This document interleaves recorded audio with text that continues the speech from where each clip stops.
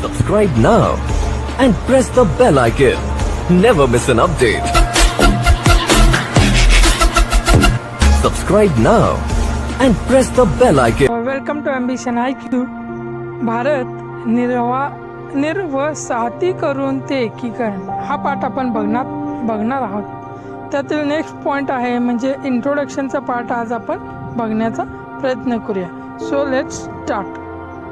वसाहतवाद्यांच्या वसाहतीवरील वर्चस्व संपुष्टात येणे आणि त्यांनी वसाहतीमधील स्थानिक लोकांच्या हाती सत्ता सुपूर्द करणे म्हणजे निर्वसाहतीकरण म्हणजे होय. निर्वसाहतीकरण म्हणजे काय?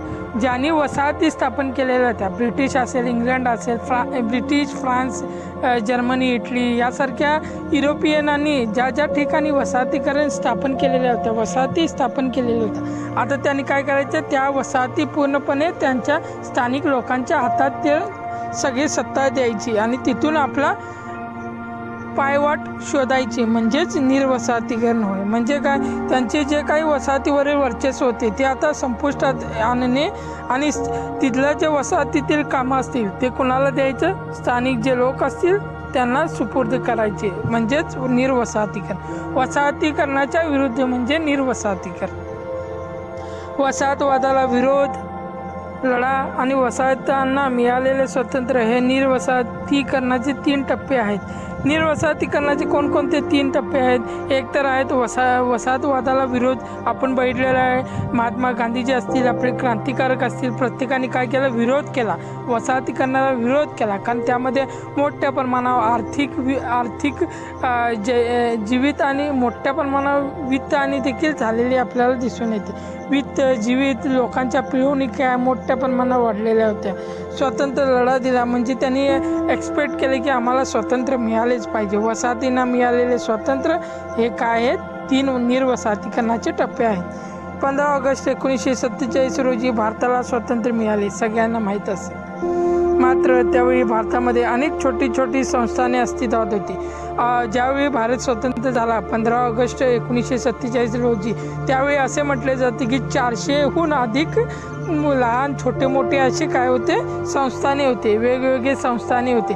आता आपल्या साताऱ्याचे संस्थान असेल, कोल्हापूरचे संस्थान असेल, अहमदनगरचे, विजापूरचे असे वेगवेगळे संस्थाने होती. भारतात सामील होणे किंवा न होणे हे ठरवण्याचा अधिकार या संस्थानांना देण्यात आला. म्हणजे संस्थानांना मुभा देण्यात आलेली होती. काय ब्रिटिशांनी सांगितलेली होती, जे काही संस्थाने आहेत त्यांची इच्छा असेल तर ते सामील होतील, नसेल तर ते सामीलही होणार नाही असे ठरलेले होते. संस्थानांनी भारतात सामील न होण्याचा निर्णय घेतला असता तर भारताचे एकीकरण करणे अवघड झाले असते. म्हणजे काय, जर प्रत्येक संस्थाने जी की 450च्याहून जादा काय होते संस्थाने होते, ते जर मान्यच केले नसते की आम्ही भारतामध्ये समाविष्ट होणार नाही, मग भारताचे एकीकरण झालेच नसते. असे वेगवेगळे देश भारतामध्येच तयार झाले असते. परंतु भारताचे पहिले प्रधानमंत्री आणि गृहमंत्री सरदार वल्लभभाई पटेल यांच्या प्रयत्नातून संस्थाने भारतामध्ये विलीन होण्यास तयार झाल्यामुळे देशाचे एकत्रीकरण होणे शक्य झाले. मग देशाचे एकत्रीकरण करण्याचे जे काही श्रेय जाते ते कोणाला जाते? जे भारताचे पहिले उपप्रधानमंत्री होते आणि होम मिनिस्टर आपण त्यांना म्हणतो, गृहमंत्री जे होते, जे सरदार वल्लभभाई पटेल यांनी ते एकत्रीकरणाचे काम केलेले आहे. यांना बिस्मार्क ऑफ इंडिया असे देखील म्हणले जाते. बिस्मार्क हा कोण आहे? बिस्मार्क हा जर्मनीमधील एक नेता होता.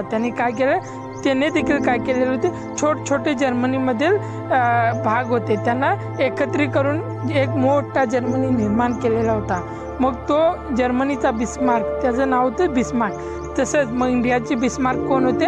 ज्यांनी इंडियामधील छोटे पार्ट्स एकत्रीकरण केले ते सरदार वल्लभभाई पटेल. यांना आपण लोह पुरुष देखील म्हणतो. या पाठात आपण याविषयी माहिती घेणार आहोत, कसे आपल्या भारताचे एकीकरण झाले त्याबद्दलची माहिती आज आपण घेऊया. धन्यवाद. जर तुम्हाला आवडले असेल तर लाईक करा, शेअर करा आणि सबस्क्राईब करायला विसरू नका. धन्यवाद.